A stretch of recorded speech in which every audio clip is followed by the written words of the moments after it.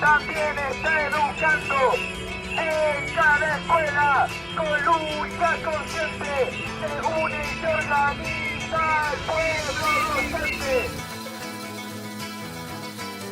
Desde el corazón de cada escuela y liceo, El Primer Recreo, el podcast de Pueblo Docente. En 2023, la región de Atacama vivió una grave situación en el ámbito educativo, cuando más de 30.000 estudiantes de 46 establecimientos de la región estuvieron 81 días sin clases por un paro docente que demandaba condiciones básicas para las escuelas.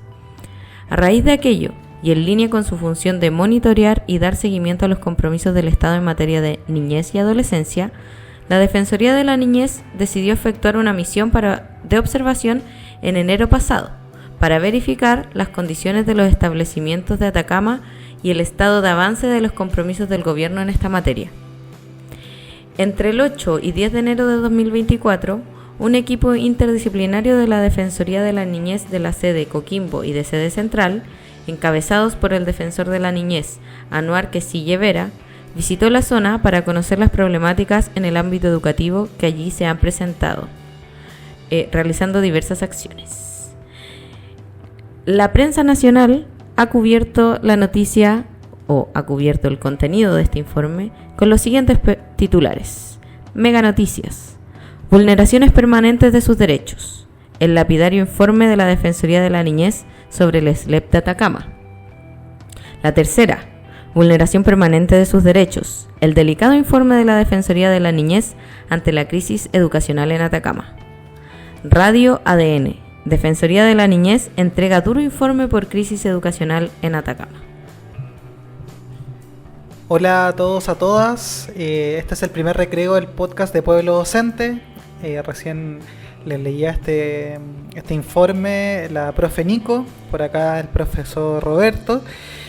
Y para iniciar, recordarles como es habitual nuestras redes sociales: Instagram, @pueblodocente, y nuestra página web www.pueblodocente.cl, donde podrán encontrar artículos, profundización de estos temas, las revistas, invitaciones a talleres, etcétera, para que estén atentos y atentas a las actividades que realizaremos este año. Estamos en el segundo episodio del podcast, el primer recreo, en la segunda temporada, capítulo 2. Y el día de hoy queremos comenzar una reflexión, gracias a lo que el actual ministro de Educación, el señor Cataldo, dijo. Y dijo algo más o menos como que si esperábamos que todas las escuelas fueran como el Grange, nunca partiría el año escolar. Y a propósito del Grange, quisiéramos partir con esta comunidad educativa. El Grange fue fundado en 1928, actualmente sus instalaciones están en La Reina. Y según la página web del colegio Grange, sus valores están en UEF. Por ende, nos da una señal de cómo va la cosa y cómo se reajusta. La matrícula mensual del Grange son 14 UEFs. Algo así, en precio de cuando estamos grabando este capítulo, 517.398 pesos mensuales. O sea, un sueldo mínimo y medio. Y cuando lo escuchen va a subir probablemente la UEF, porque nosotros que pagamos el crédito hipotecario estamos muy atentos a la UEF, y si es que podemos pagar, o el arriendo, que también lo están sacando en UEF ahora, son 14 UEFs. Así que ese es el valor publicado para el 2024 del colegio Grange. Pero aparte tiene una cuota de incorporación para todos los estudiantes nuevos que se incorporan a esta comunidad educativa, por así decirlo, comunidad educativa. Son 200 UEF. O sea, un negocio más que redondo, que en precios actuales son 7.391.400 pesos. Eso se paga una vez, pero cuando se incorporan a este colegio.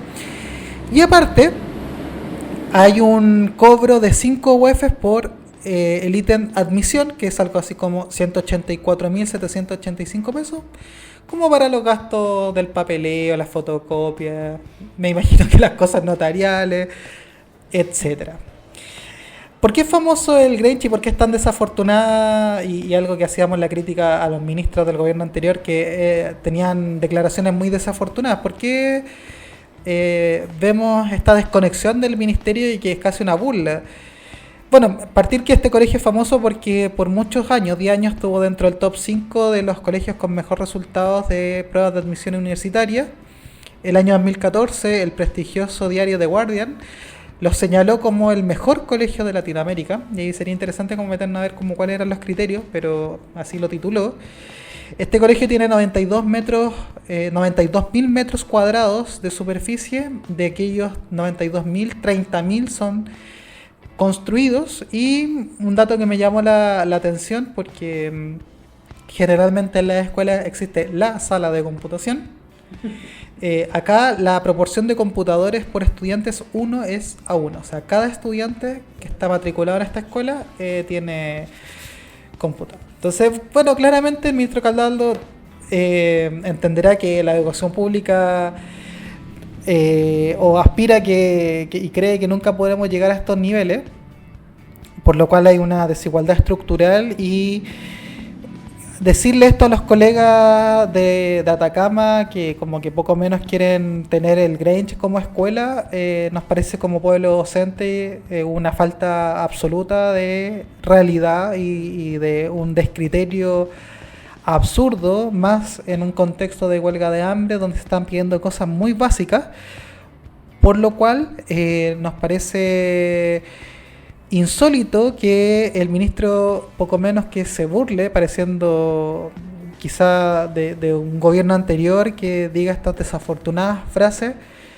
que más que aliviar la problemática no viene sino más a introducir un nivel de aspereza y de rabia mucho más profundo. Así que claro, está difícil que la educación pública sea como el Grange, pero tampoco, ministro, nos pisemos la capa entre superhéroes. Es súper triste lo que dice el ministro, a mí me da pena. ¿Cómo relativiza esto? Bueno, pena y rabia, no les voy a mentir. ¿Cómo relativiza estos problemas que los profesores legítimamente están teniendo? Ellos lo están viviendo, y no es que les falte pintura a la sala, o sea, son problemas graves de infraestructura que hacen que incluso, acabamos de leer cómo la Defensoría de la Niñez lo cataloga como una vulneración de derechos. Entonces es súper grave que él venga y lo tire como una burla. Y bueno, también nos confirma que jamás vamos a llegar a ser como el Grange en educación pública, porque jamás se va a invertir tanta plata como esos 7 millones por estudiante. Porque claro, toda la platita que llega es porque a los colegios más vulnerables, es precisamente porque los niños son muy vulnerables. Y entre comillas, y no entre comillas, los sostenedores se aprovechan de eso también. Y nos parece importante no relativizar esta crisis, porque es una crisis, como decíamos en el episodio anterior, de arrastre de la educación y en particular de la educación pública. Y como pueblo docente queremos iniciar esta segunda temporada, este segundo capítulo, como viendo ahora este problema estructural de arrastre en cuanto a la arquitectura del sistema educativo. Y queremos ver ahí, ¿y por qué vamos a partir con esto? Bueno, una, por la contingencia de esta huelga de hambre que inició en de un grupo de profesores y profesoras del SLEP, y porque este es el SLEP, el servicio local con mayor cantidad de matrícula de educación pública de nuestro país, lo cual me parece un dato no menor. Sí, bueno, muchos niños de vulnerables están dependiendo de que se tomen acciones, en realidad. Sí, quería solo apuntar que es importante tocar este tema porque justo todos estos establecimientos que están con problemas pertenecen al SLEP, que supuestamente viene a mejorar la educación pública, a hacerla pública de verdad, y es súper preocupante que estén teniendo este tipo de problemas. Ya vemos lo que pasa en Barrancas, con esta, bueno, si no lo saben pueden escuchar nuestro capítulo ahí de Barranca, pero que hay una pérdida de plata impresionante. Yo no sé en cuánto irá eso ahora. Cuando lo hicimos iban en 7.000 millones, así que imagínense. Y que con la implementación de nuevos servicios locales que se vienen, entonces, ¿qué confianza o qué seguridad se le puede dar a los estudiantes de Chile que estudian en liceos públicos de que esto va a mejorar la calidad de su educación?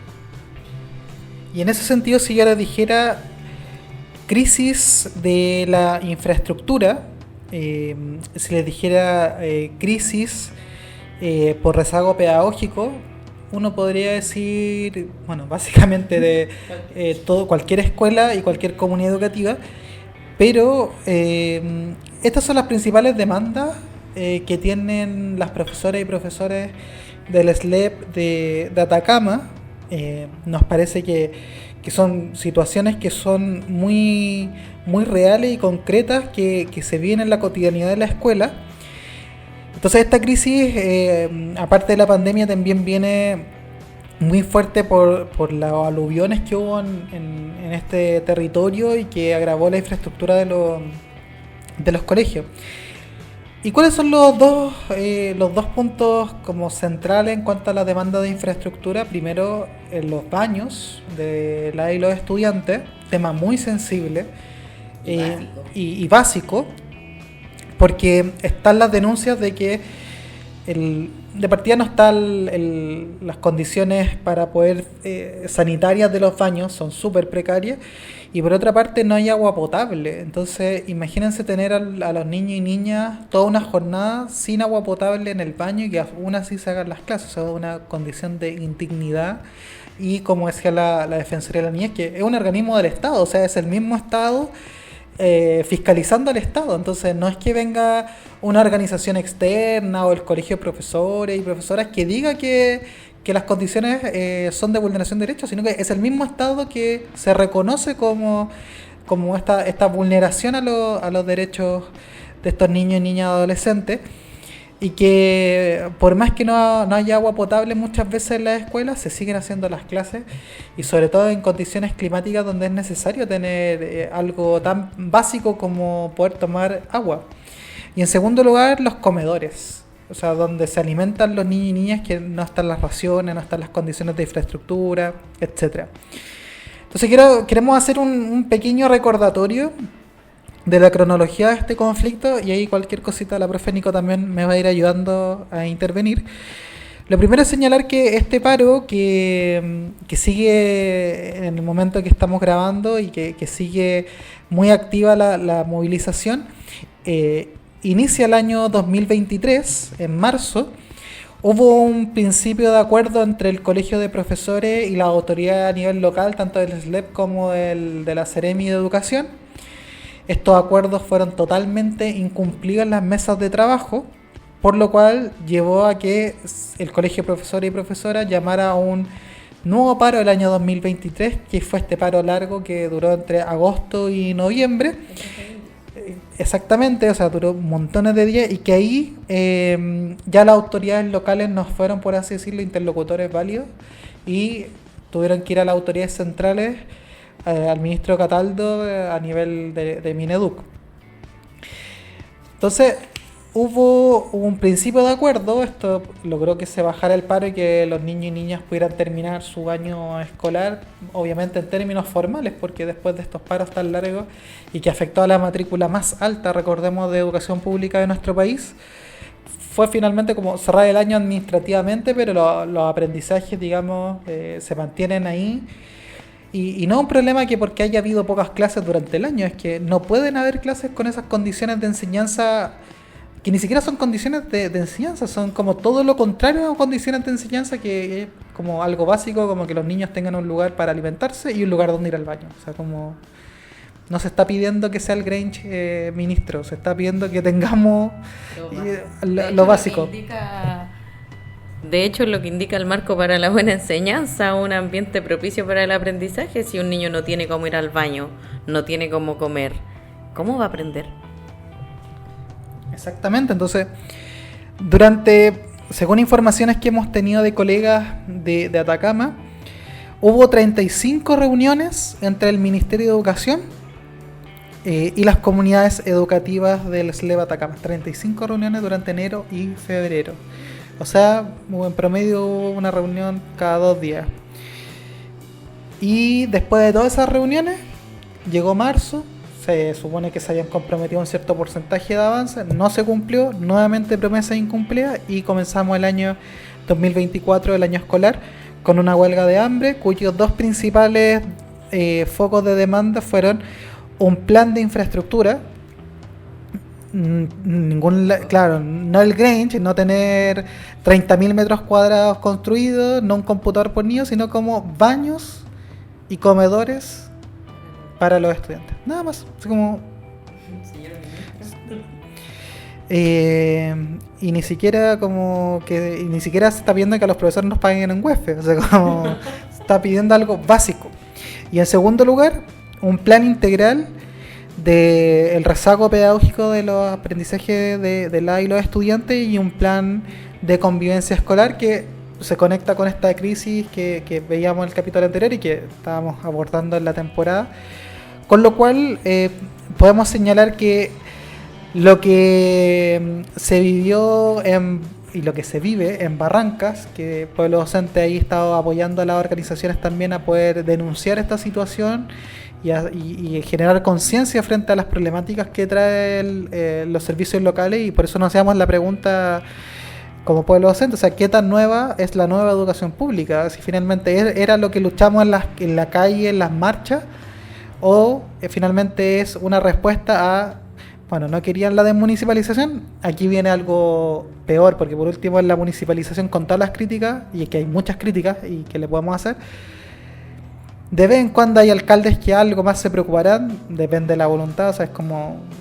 cara y sello, pero pareciera que todos los SLEP tienen esta norma que va aumentando la crisis y la precarización de las condiciones laborales, y no solo las condiciones laborales, sino las condiciones de enseñanza y de aprendizaje de nuestras y nuestros estudiantes, con lo cual, como Pueblo Docente, hacemos el llamado a...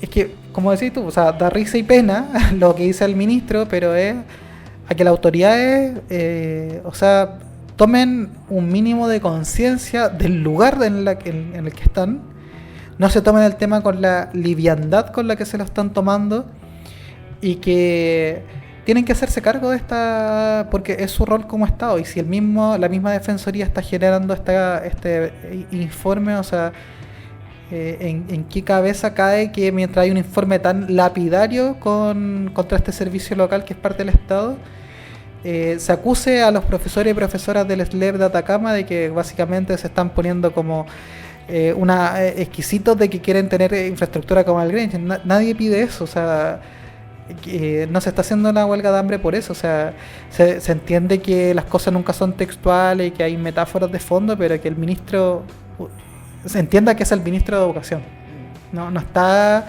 en el patio, en el bar, discutiendo sobre el futuro de la educación en Chile, está en el Ministerio de Educación, y ojalá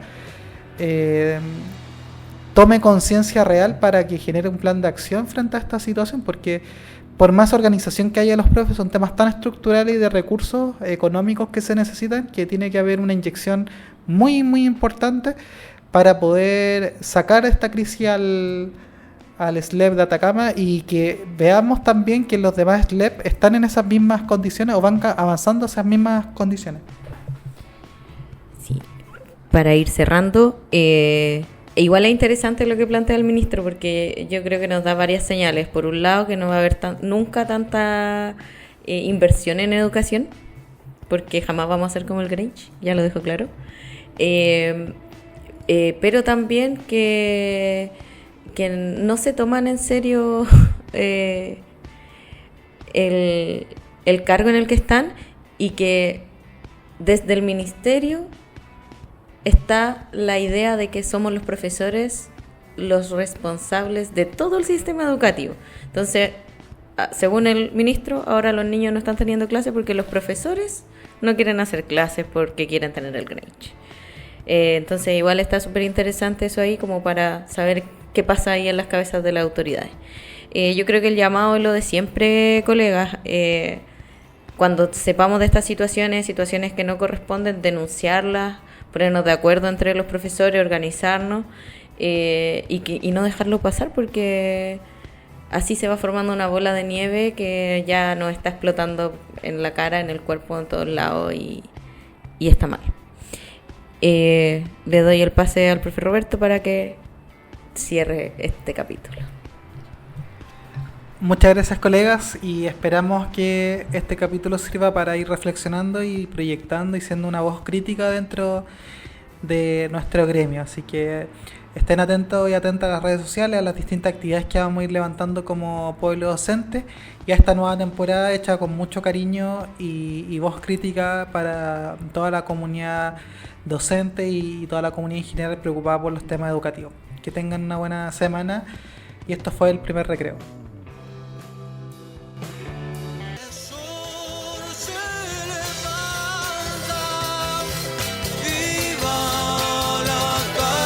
Protestar.